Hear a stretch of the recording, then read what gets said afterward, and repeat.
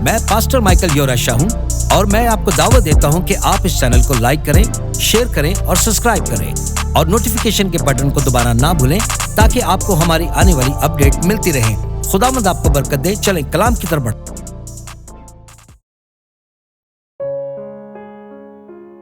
अब मैं यकीन रखता हूं कि रोमियो के 12वें बाब में जिंदा कुर्बानी का फिरका ज्यादातर इस्तराती मायनों में है, ना कि लफ्जी मायनों में, और इसकी एक वजह है। आगे की आयत में लिखा है कि इस दुनिया के सांचे में ना ढल बल्कि अपने जहन की तब्दील से तब्दील होना। अगर हम जिस्मानी तौर पर मर जाएं, अगर कोई हमारी जिंदगी छीन ले, तो हम सब जानते हैं कि हम एकदमी तब्दीली से गुजर जाएं। हमें इस दुनिया के सांचे में ढलने की फिक्र नहीं रहेगी क्योंकि हम जलाल में होंगे। लेकिन अभी के लिए हम जमीन पर अपनी जिंदगी गुजार रहे हैं और इसकी खिदमत में हमें मरने की जिंदगी जीनी है। क्या यही वो बात नहीं जो यीशु मसीह ने खुद हमें सिखाई जब उन्होंने दुआ करना सिखाया और खुद दुआ की, ऐ बाप मेरी मर्जी नहीं बल्कि तेरी मर्जी पूरी हो। मतलब यह है कि हमें अपनी ख्वाहिशात को तर्क करना होगा, हमें अपनी मर्जी को कुर्बान करने के लिए तैयार होना चाहिए। यीशु ने भी यही तालीम दी और हम यूहन्ना 12 की कुछ आयत में गौर करेंगे। तो चलिए मेरे साथ निकालें यूहन्ना की अंजील, यूहन्ना 12 बाब 24 से 26 आयत।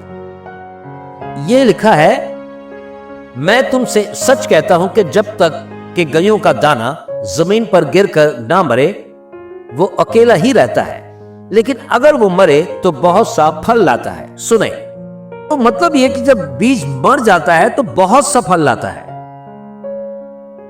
कोई भी सेब में मौजूद दाने गिन सकता है, कोई भी, लेकिन कोई भी ये नहीं गिन सकता कि एक दाने में कितने सेब निकलेंगे। जब तक हम अपनी जिंदगी अपनी मर्जी के मुताबिक गुजारते हैं, हम इंतहाई महदूद रहते हैं। लेकिन अगर हम अपनी जिंदगी मर्जी को तर्क करके इसे मसीह में दफन कर दें, तो हमारी जिंदगी में भी बेशुमार फल निकलेंगे जिसका मैं अंदाजा भी नहीं। आगे आयत 25 में यीशु फरमाते हैं, जो अपनी जान को प्यार करता है वो उसे खो देता है। इस बात पर जरा ध्यान दे। और जो अपनी जान को इस दुनिया में नफरत करता है वो इसे अबदी जिंदगी के लिए महफूज रखता है। आयत 26, जो मेरी खिदमत करता है वो मेरा पैरोकार बने और जहां मैं हूं वहां मेरा खादम भी होगा। हालेलुया, कितनी प्यारी बात है, आमीन कहें मेरे साथ। फिर आगे लिखा है, मेरा बाप इसे इज्जत देगा जो मेरी खिदमत करता है। यही असल मसीहत की बुनियाद है, खुद से मरना ताकि हम मसीह के लिए जी सके। क्या यही वो बात नहीं जो पानी के बपतिस्मे की अलामत है? हम मौत के साथ पानी में दफन होते हैं लेकिन नई जिंदगी के साथ उबर आते हैं और फिर नए सिरे से दोबारा पैदा हो जाते हैं। मरकस 8 बाब 34 और 35 आयत। 34 आयत में यूं लिखा है, जो मेरा शागिर्द बनना चाहता है उसे अपनी ख्वाहिशात से इनकार करना होगा, अपनी सलीब उठानी होगी और मेरे पीछे आना होगा। आगे 35 आयत में यूं लिखा है, क्योंकि जो अपनी जान को बचाने की कोशिश करेगा वो उसे खो देगा, लेकिन जो मेरे लिए और अंजील के लिए अपनी जान खो देगा वो उसे बचा लेगा। तो हमें जरूरत है कि हम इन दो तरह की तरजीहात पर गौर करें और सीखें। ये तालीम दुनियावी निजाम और हमारे माशरे के कल्चर के बिल्कुल खिलाफ है और हमारी सारी तालीमात और तरजीहात सिर्फ 3 तरह की बुनियादी बातों पर टिकी है और वो 3 बुनियादी बातें ये हैं, मैं, मुझे और मेरा। तो ऐसी तसलीस को हम पाक नहीं कह सकते और हमें फायदा कैसे पहुंच सकता है?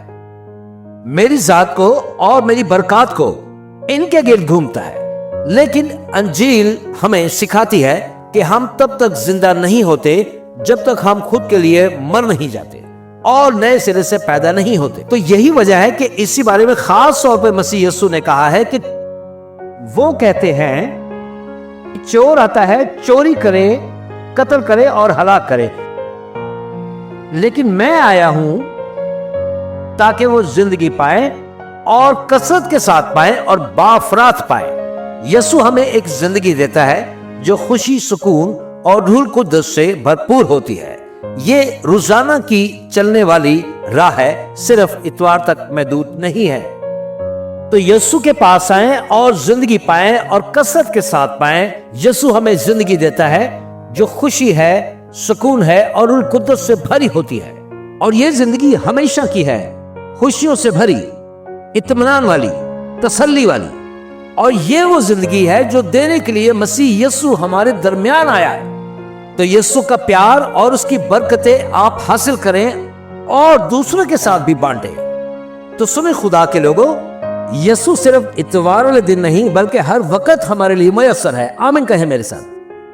تو دیکھیں پالوس اس بارے میں کیا کہتے ہیں۔ پہلا کرنتھیوں 31 اور 15 میں پالوس رسول فرماتے ہیں، میں ہر دن مرتا ہوں۔ یہ صرف کسی خاص دن جیسے ہفتہ یا اتوار کی صبح 11 بجے کی بات نہیں بلکہ ہر روز کی بات ہے۔ پالوس یہ واضح کرتے ہیں کہ یہ روزانہ کی موت ہے، ایک ایسی زندگی جہاں ہر دن اپنے نفس کو مصلوب کیا جاتا ہے۔ چرچ ہمیں یہاں روزمرہ کی صورت کے بارے میں بات کر رہے ہیں، اپنی خواہشات کو روزانہ ترک کرنے کے عمل کے بارے میں۔ کیا یہاں کوئی ایسا ہے جو اپنے نفس کے ساتھ جدوجہد نہیں کرتا؟ تو آپ میں سے کتنے لوگ ایسا سوچتے ہیں کہ میں یہاں ہوں اور میرے پاس کوئی جدوجہد نہیں؟ تو میں چاہوں گا کہ آپ مجھے دعا میں یاد رکھیں، کیونکہ یسوع نے کہا ہے کہ جو شخص اپنی صلیب نہیں اٹھاتا اور میرے پیچھے نہیں آتا وہ میرا شاگرد نہیں ہو سکتا۔ اب یسوع یہاں ایک حقیقی لکڑی کی صلیب بنانے اور اسے شہر میں یا اپنے پڑوسی میں لے جانے کی بات نہیں کر رہے۔ تو پھر صلیب کا کیا مطلب ہے؟ چرچ، صلیب بوجھ کی علامت نہیں ہے۔ اکثر لوگ کہتے ہیں یہ میری بیماری، میرے بچے میرا بوجھ ہے۔ نہیں، یہ میری صلیب نہیں ہے، صلیب بوجھ نہیں ہے۔ صلیب موت کی علامت ہے، ایک اذیت ناک موت کی۔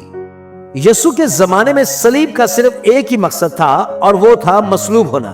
آج بھی صلیب اذیت ناک موت کی علامت ہے، خاص طور پر دم گھٹنے کے ذریعے موت کی۔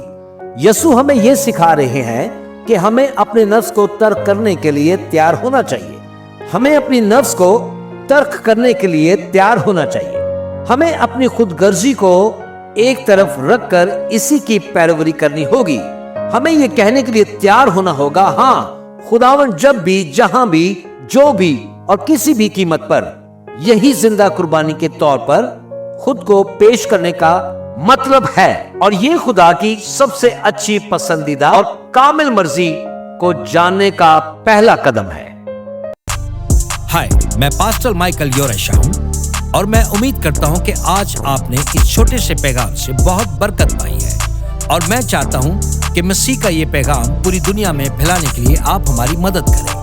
اس چینل کو لائک کریں، شیئر کریں، سبسکرائب کریں اور نوٹیفیکیشن کے بٹن کو پریس کرنا نہ بھولیں۔ اور آخر میں گزارش کروں گا کہ یہ کلام آپ اپنے دوستوں اور خاندان کے ساتھ بانٹنا نہ بھولیں۔ یسوع جلد آ رہا ہے۔ آمین۔